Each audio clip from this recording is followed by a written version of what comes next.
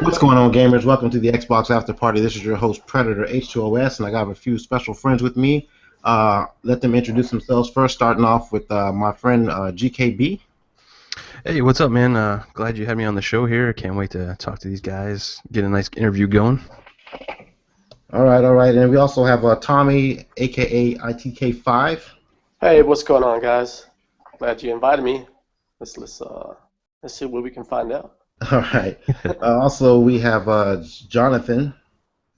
Hello, everyone. And last person we have is Blue Fox. Yeah, hi guys, how you all doing? All right, let's get right into the questions, man. I want to do a quick introduction with you guys. I'll start off with Tommy, man. Can you explain your, I guess, your involvement with Ghost Recon Wildlands? Yeah, I knew Matt Shacha through a community night that we used to run.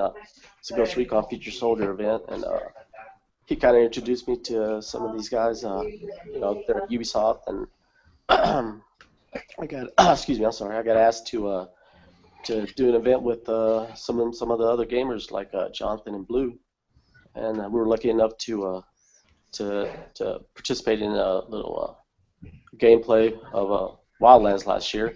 Of course, that's a full year ago. It's almost a year, isn't it? Yeah. Yeah, it's almost exactly a year. So luckily I got to meet these guys, and I represent more of the Future Soldier community.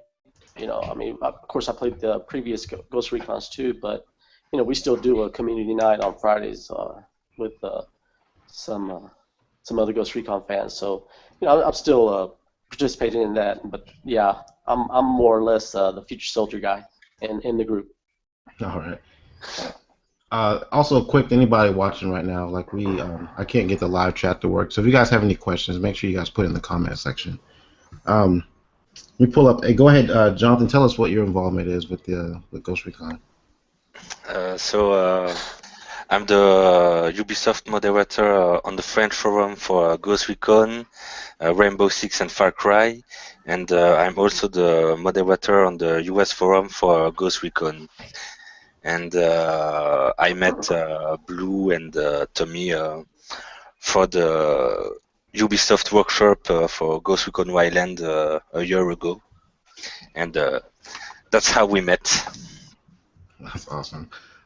And Blue Fox, go ahead. Yeah, I guess I'm a player right from the original Ghost Recon on Xbox for me, and I guess my participation in this group was because I'm a bit of a forum loudmouth, and I've been on the forums for a good number of years now, and I think I got noticed just because I try and contribute on those forums and give my opinion about what's good on the game and maybe what could be better on the game and things that are issues to the gamers, and that's, I guess, how I got involved with Ubisoft.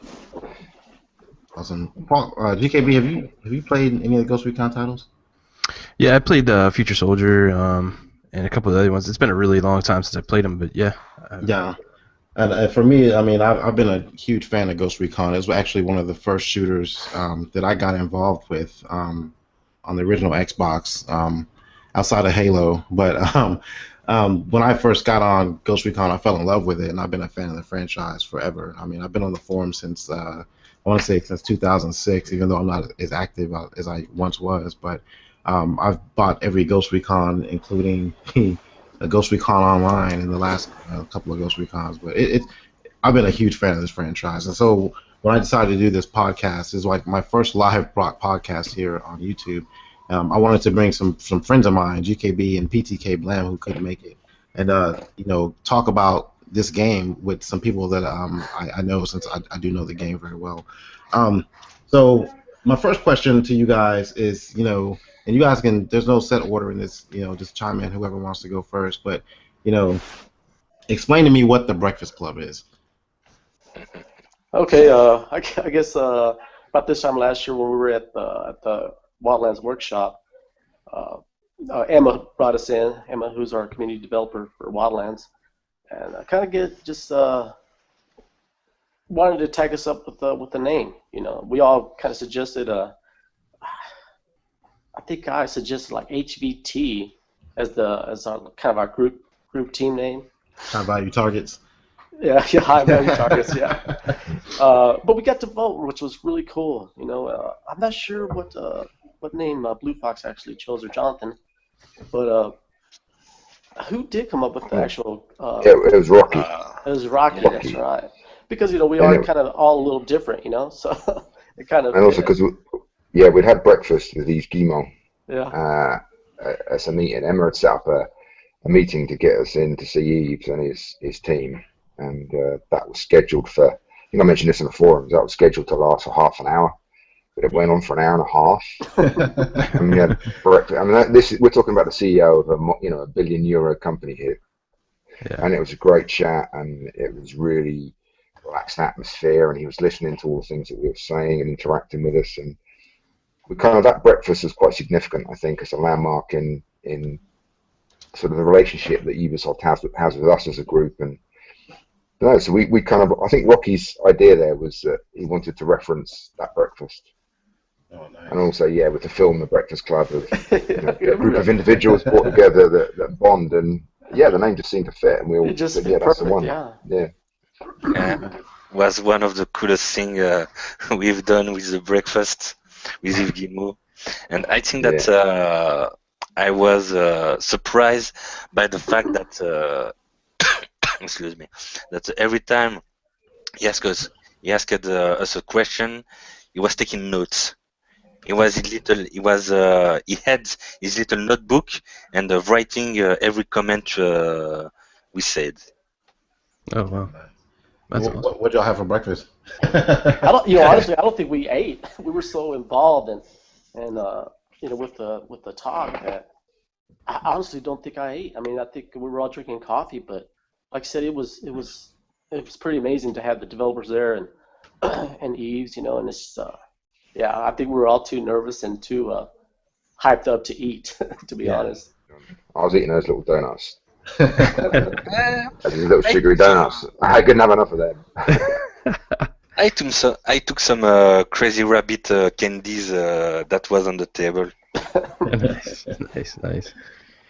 I guess that goes into our next question here is how were you guys all contacted by Ubisoft, and what was your initial reactions? Because I could imagine I'm sitting around the house and maybe like my favorite developer calls or sends you an email, and I'd be like screaming and running around the house like going nuts. So I want to see what kind of way your guys' reactions were.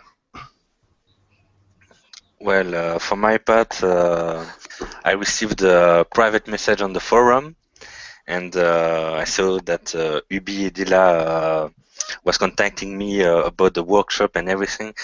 But as it's an official forum, there's always some little guys that like to do pranks or Right. hackers and everything.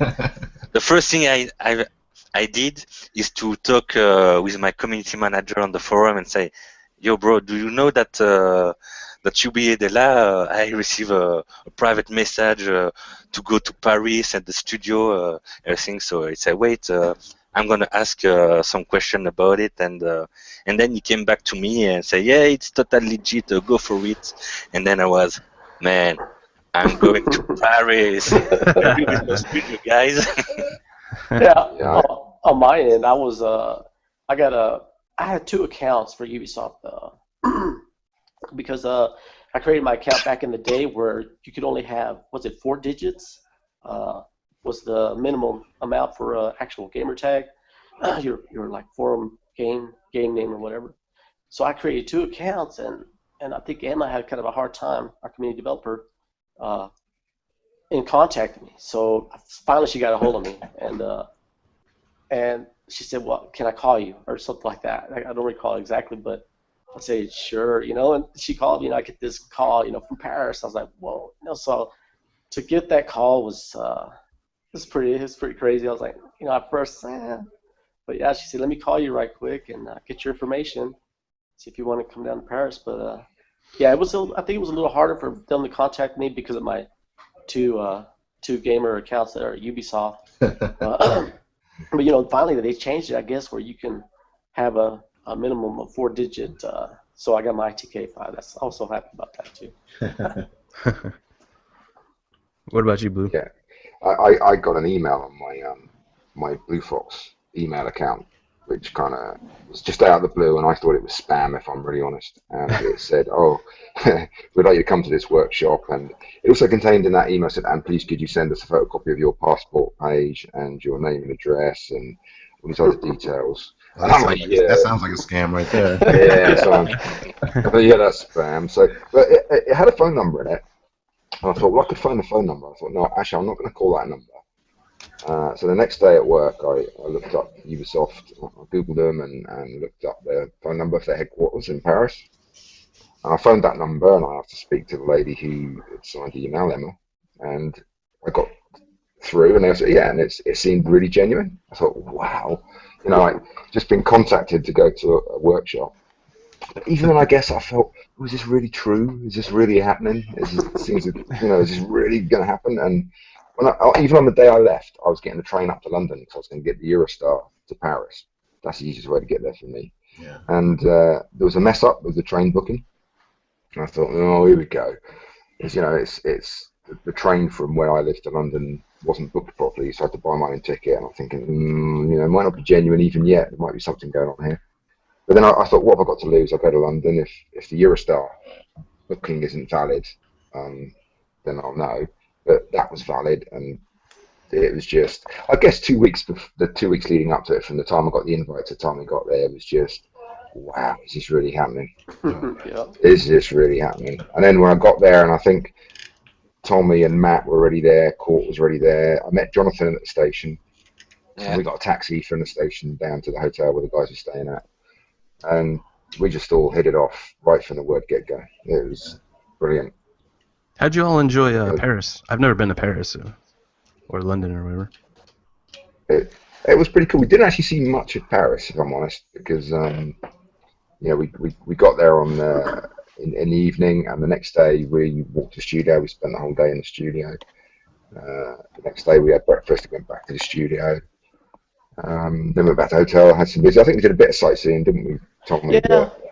And to Went be to Notre honest, Dame. yeah, to be honest too, I mean, Paris is beautiful, but I think all of us we just wanted to be in the studio. I mean, Yeah. I think we got to spend one day. I think Emma took us out and stuff, but we were still so hyped up about it that I mean, I could always go to Paris, I guess, some other time to vacation and sightsee. But man, we just being at the studio, man, that was the greatest to me, to be honest, man. The whole trip for me was that studio, meeting all the guys, the devs, and of course, finally, I mean, I played Future Soldier with Blue Fox before, and Yeah, I was about to ask that question. If you guys have played before.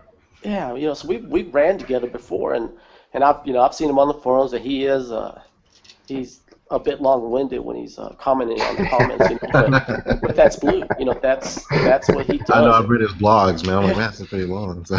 But it always has something. I mean, it's always relevant to whatever he's talking about. I mean, it's not just tooting his own horn or anything like that. I mean, he really tries to be objective about everything, when he's posting. And I have my moments. yeah, he's really good at it, man. I mean, we all stay in contact, and anytime Blue gets on the mic or something, we already know to take a break and sit back and enjoy the show. It's going to be a bit long-winded, but he gets the point across, and I think that's his biggest participation in our group. I think I see that. I think the only problem I would have with that is like Paris. My wife would not let me go to Paris by myself. She'd make me take her with her. For sure. I discussed that. My wife and I we discussed whether we'd do that, and we couldn't really take the kids out of school, so we decided no, we wouldn't. Yeah. Paris is not so far from England. Just take the Eurostar. But then I don't know the prices from England. So, but for me, as I live in Belgium, France is just next to my country. So I already been there a couple of times, many times. I mean, when I was at school, when I go with friends in Paris, etc. I have my godson that he's French, so every time that I can, I go on holidays in France. So Oh, nice. Um, I did, since you guys got to play the game, obviously we're gonna ask a few game specific questions. So, um, my first question to you guys, I mean, like, what input did you guys have for the devs, and how much playtime did you guys actually get with the game?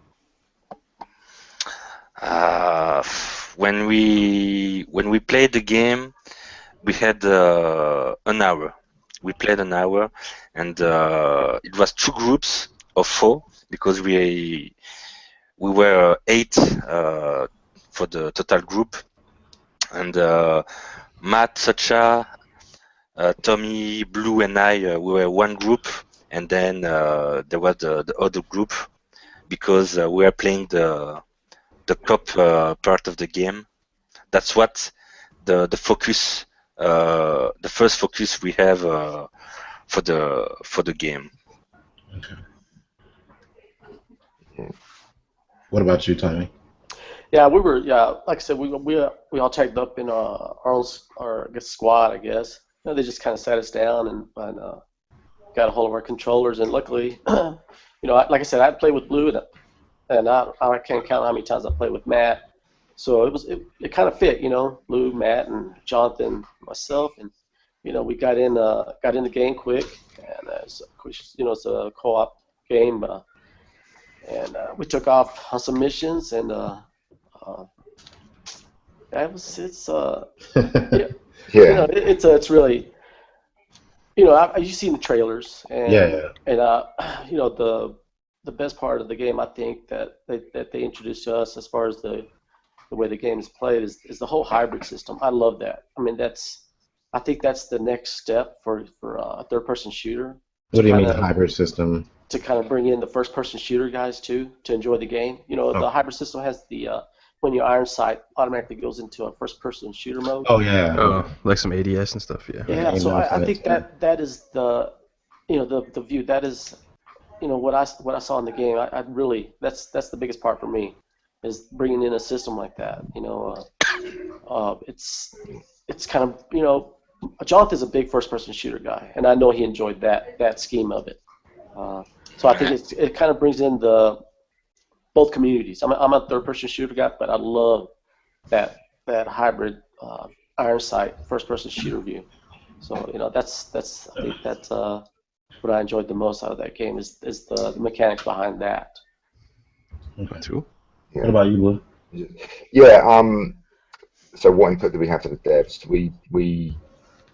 I guess we started in the first day before we played the game, and it's some general questions. I had to structure the workshops, obviously, because we were pushed for time over a couple of days even. But the devs were there all the time. I remember we had sessions where we were all around the table, and guys were asking us specific questions with the aspect of the game that they were working on.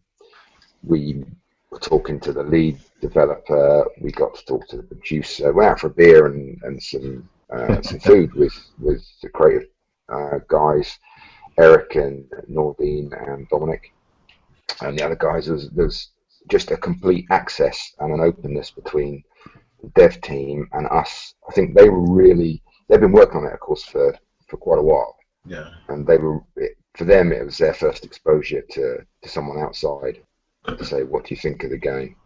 And they had loads of questions to ask us, and we had loads of questions to ask them, and it was a really cool interaction, I've got to be honest. It felt really good. I think what caught me off guard when I saw that you guys were all in the video was, like, this is the first time, at least if I'm wrong, correct me, but this is the first time I've ever seen a studio bring in fans of the game to play it like this, other than doing like out for a bait or something like that. They actually flew you guys out there and asked for your input on it, and as a long-time Ghost Recon fan, we know that the game has changed over each iteration of the Ghost Recon games we've played, and some for the good and some for the bad, and some of us real hardcore fans.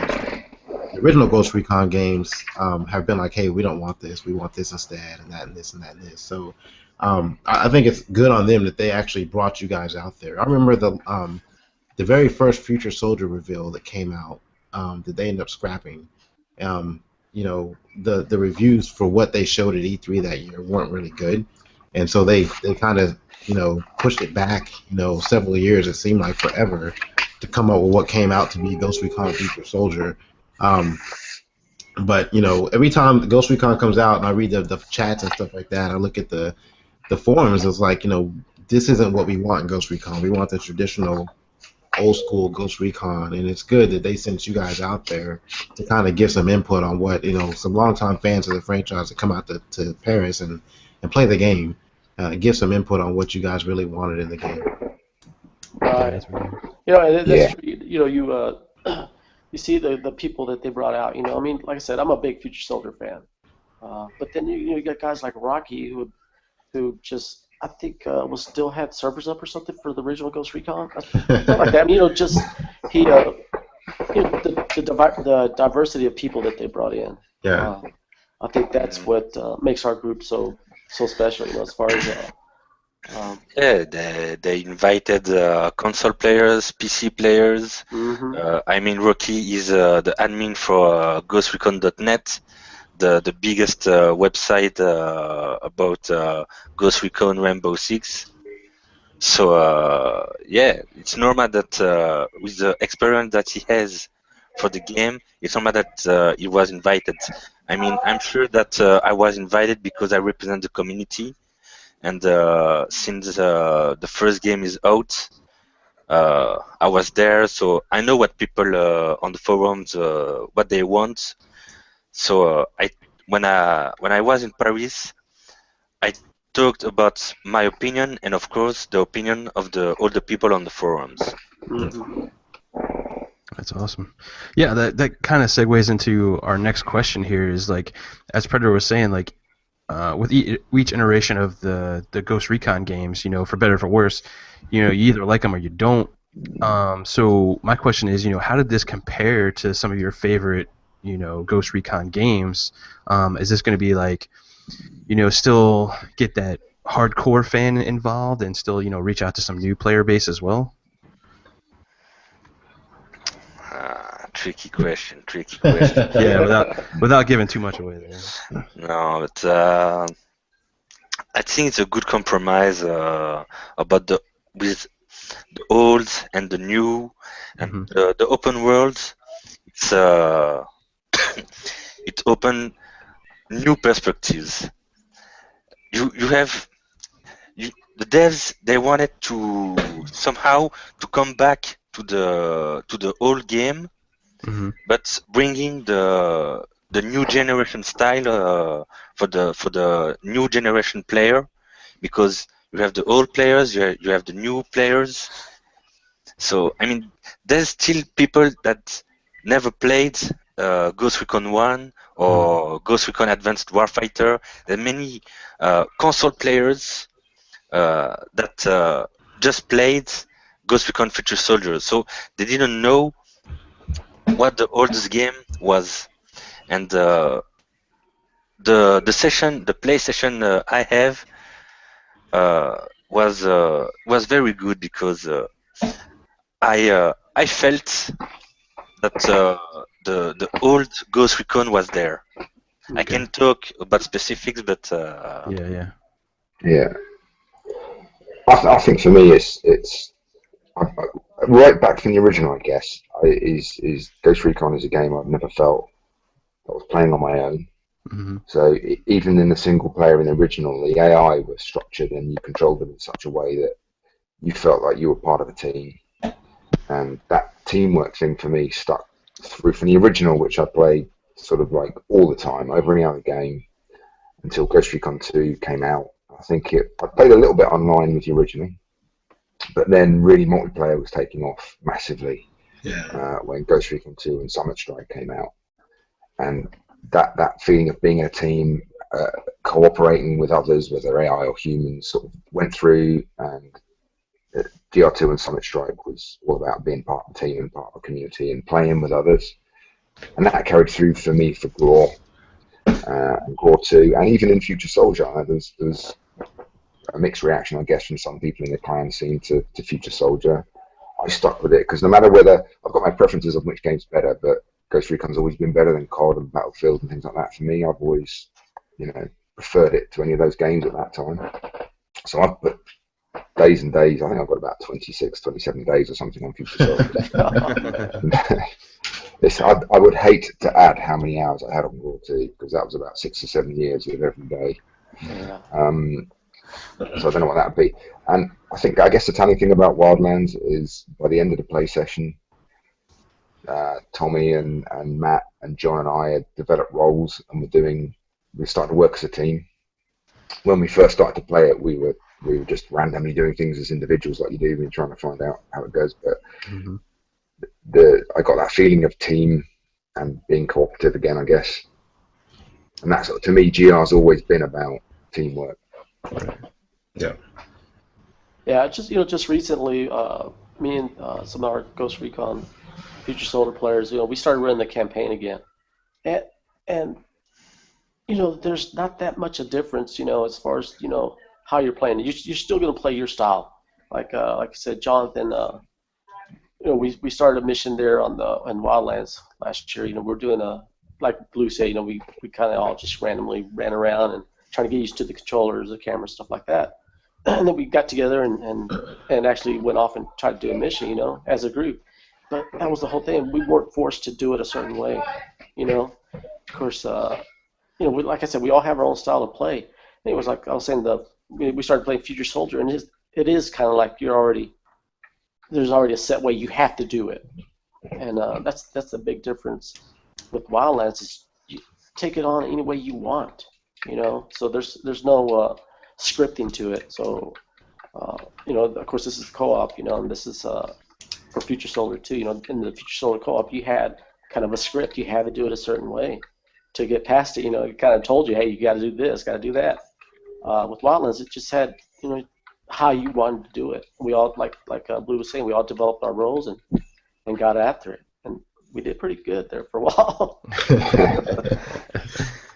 I think just looking at the videos that I've seen and the chats I've seen in the forums and stuff like that, what impresses me about Wildlands is it actually brings back something that I missed from Future Soldier.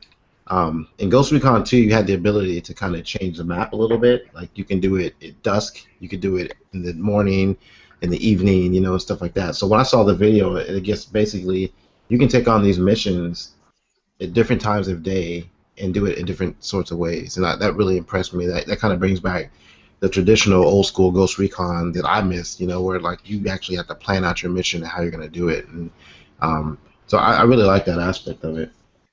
Yeah, for sure. For Wildlands, man, like I was watching the trailers again and all that kind of stuff, and just the diversity of the environments where like at one point you're on the mountain or you're in a desert and then back into a jungle. I think that's just fantastic, man. That's good. I guess that leads into my next question for you all.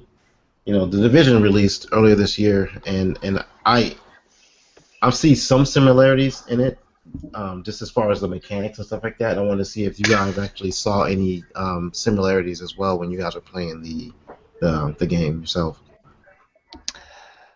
I'm gonna say that what I say always on the forums when they do the comparison with the Division, Wildlands is nothing like the Division, so people can chill out and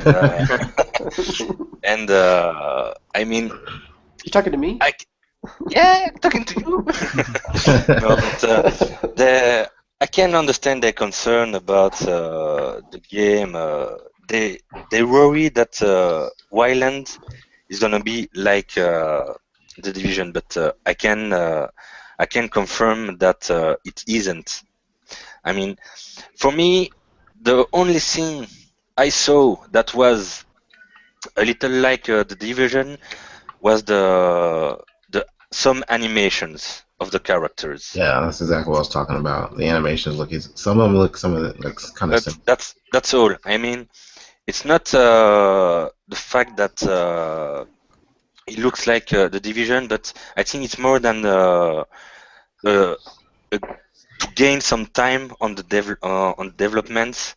I mean, you find that with the Call of Duty series to every new Call of Duty, they're always gonna take some animation from the preview game Hmm. because the they don't waste time on new animations, and it's not bad at all. I mean, they gain time to work on something else, if you know what I mean. Yeah. Yeah. But for me, uh, I think it was just some animations. That's all. Yeah, there's nothing, in my opinion, there's nothing even, there's nothing the same.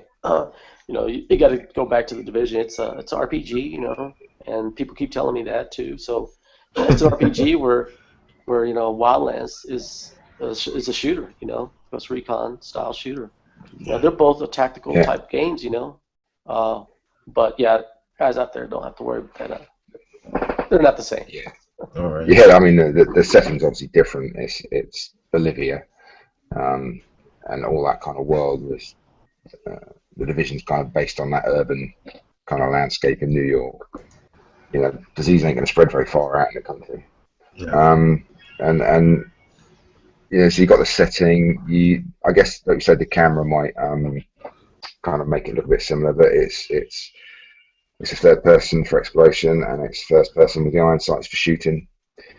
It's not Wildlands isn't a cover shooter, and the sort of a big difference for me is you can do the missions in any order you want to, because you haven't got that role progression that you have in the division where you've got to be a certain level to do a mission.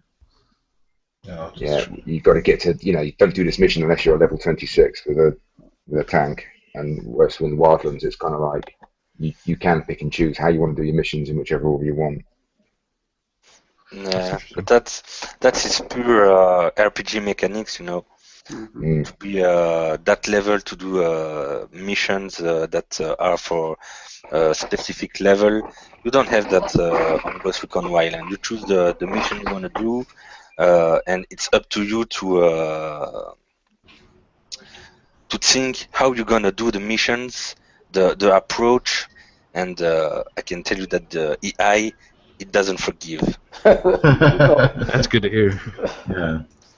It's really good to hear. Um, GKB, you got anything to say about that?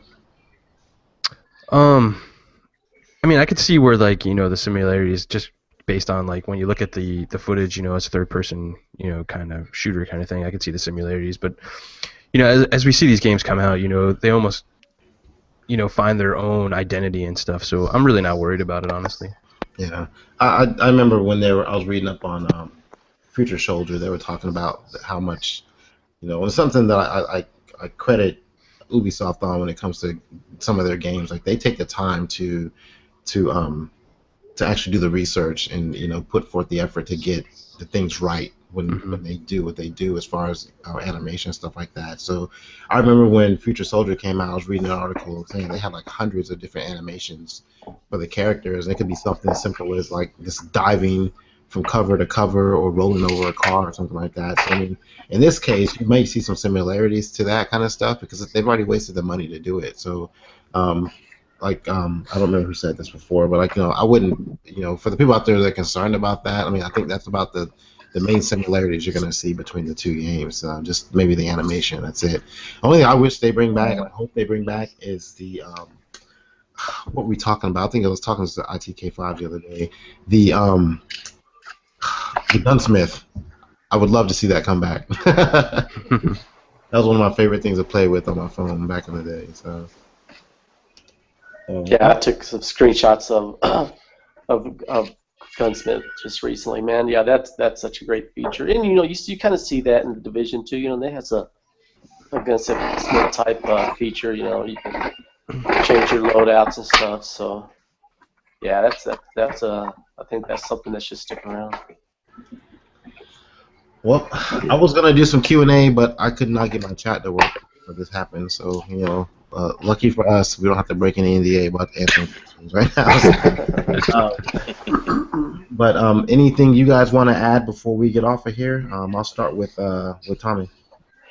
Now, just hopefully it'll be out pretty soon. And hopefully we can all get our hands on it. And Ubisoft, they're doing this right, dude. Like you said, they're bringing in the community in to ask questions and find out what we think, what we want, what you know. We're kind of like the ambassadors of the community. You know, we all have kind of our own little section.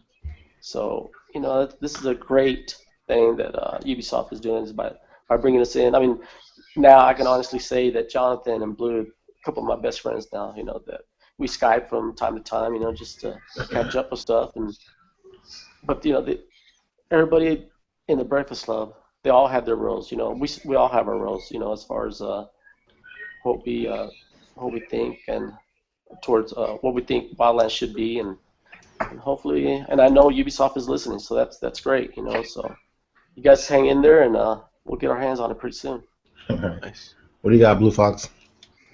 Yeah, just to echo really what Tommy's saying. I mean, from my perspective, I know I have my own opinions about the game, but I think it's important that we're representing an entire community. We're not just there for ourselves. We've got obviously I feel very privileged to be involved in what I'm involved in. But I don't want to abuse that privilege by saying let's get a game that just Blue Fox wants. So I appeal to anyone, you know, contribute on the forum to the ideas you want, and we'll discuss all those ideas. It's you know, it's important that everyone gets an input. I think, not just us guys. All right, what about you, Jonathan? What I have to add, I think it's about something I see also very often on the forums, and also about the concern of the community that you know, the stands that say it's Ubisoft, they don't listen, they just want your money, and then they don't listen to you anymore, and that's I can say that it's not true, because the devs, they're working. They can't lose time on going on the forums, reading every message that the community posts on the forum. That's why the community manager and the moderators are there. So all the feedback they give, it always go back to the devs by the community managers, and that is something I can say, but I can tell you guys what what we discuss on those sessions. But every once a while, we have a Skype session with the devs, and with Emma, that is the community developer on the Ubisoft Paris studio that did the workshop, and we discuss about things of the games, and I always use that opportunity to give back the the feedback that I have on the forum. So yes, the devs, they are listening to the community. It's not some stance to say, okay, guys, we listen to you now. Just give us some rest or something. No, they are very concerned about what the community have to say. So give give us a little trust, and you'll see when the game is out. Awesome, awesome. GKB, what you got? Any plugs? Yeah, well, I wanted to just piggyback on what everybody else stated here too. Like, you know, Ubisoft in the past, you know, they had some issues, but you know, in the last couple of years, man, they've really stepped up their game. They're really listening to fans. I mean, you could just see that with Division. You know, they made some mistakes, and they've come out and said, "Hey, you know, we screwed up, but we're going to make it right for you guys." So I think that's really important for, you know, a developer and a publisher to come out and take care of the fans, and they're doing a great job with that. All right, that's good stuff. I guess for me, like, you know, before I leave and hang up with everybody here, and in this broadcast, you know, I'm looking forward to this game. I've been a fan of this game since, you know, it first came out. And a quick story here, when I guess maybe a year or so ago, I put something on Twitter and I asked, I think the writer for Ghost Recon on Twitter, I was like, hey, you working on something? And he just put a smiley face on his Twitter. And I gotta find that tweet somewhere. He put a smiley face, and I was like, maybe there's a chance we're gonna get into Ghost Recon this year. And then, when I saw the trailer, first time I saw that skull pop up, I was like, this has to be Ghost Recon. This has to be Ghost Recon, and sure enough, it was. So I'm really excited that they're going back to the roots and getting the community involved and getting the game back the way that it was and making it the franchise that it used to be in the past. So, and with that, I guess we're going to close this out. Make sure you guys tune in to my channel whenever you guys get a chance. I post videos all the time. I'll definitely be posting Ghost Recon videos when they come out. To anybody from Ubisoft listening, yes, I do want a review copy. I'd love to get involved with the beta or alpha if there is one. So hit me up. Make sure you guys check out GKB's channel too. And that's what, Wednesdays, right, GKB? Tuesdays, Console Corner, yeah. Tuesdays, Console Corner on Tuesdays. We do the Shop podcast on Saturdays, and we have a bunch of other podcasts with every day. Yeah, it seems like every day now. So hopefully I get a chance to talk with you guys after the game's released, and we can discuss some more about the gameplay and get online and play with you guys as well. Absolutely, man. That'd be cool. Yeah. Excellent. Thanks for the invite, guys. All right, Thank you. Yeah, thanks, guys. Thank you.